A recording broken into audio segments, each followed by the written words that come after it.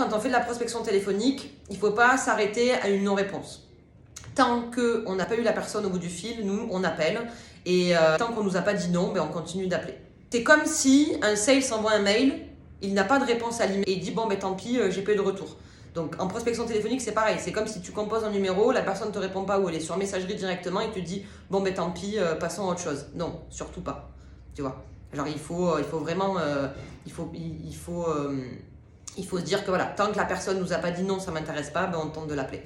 Ce que je peux vous préconiser si vous avez un petit peu peur de prendre votre téléphone, c'est au cas où de donner un autre prénom. Si vous n'êtes pas à l'aise, vous pouvez dire qu'au lieu de vous appeler Pauline, vous vous appelez autrement.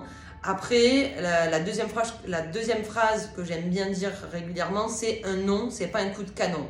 Donc au pire, vous prospectez, quelqu'un qui vous dit non aujourd'hui va peut-être pas forcément vous dire non demain. L'idée quand vous avez aussi des objections, c'est d'essayer de comprendre pourquoi. Quand on vous dit qu'il n'y a pas de budget, ok, très bien, il n'y a pas de budget sur les 6 prochains mois. Est-ce que du coup, si je vous rappelle dans 6 mois, on pourra faire le point si bien entendu la solution peut vous intéresser ou pas.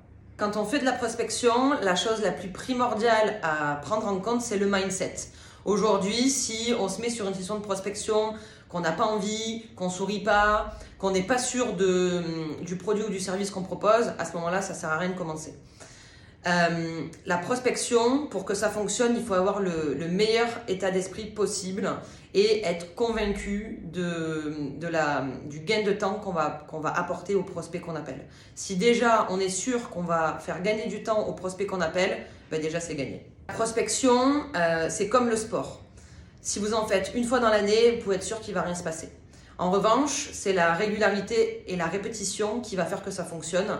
Donc voilà, il faut y aller. Comme on le sait, il faut en moyenne 7 prises de contact pour pouvoir contacter une personne. Donc bien évidemment, c'est la récurrence qui va faire que ça fonctionne.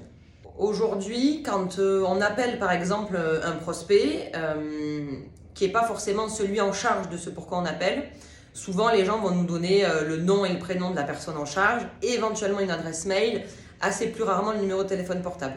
Et donc du coup, quand on a par exemple Arnaud qui nous dit voilà, il faut contacter Julie, on a son nom, on a son prénom et en fait grâce à Casper, on va vite aller taper sur LinkedIn la personne qu'on cherche à joindre que nous aura conseillé Arnaud et grâce à l'extension Casper, on peut en un clic essayer de retrouver son numéro de téléphone portable, l'appeler et donc du coup dire voilà Julie, c'est Pauline, je vous appelle de la part d'Arnaud et avoir un super bon icebreaker.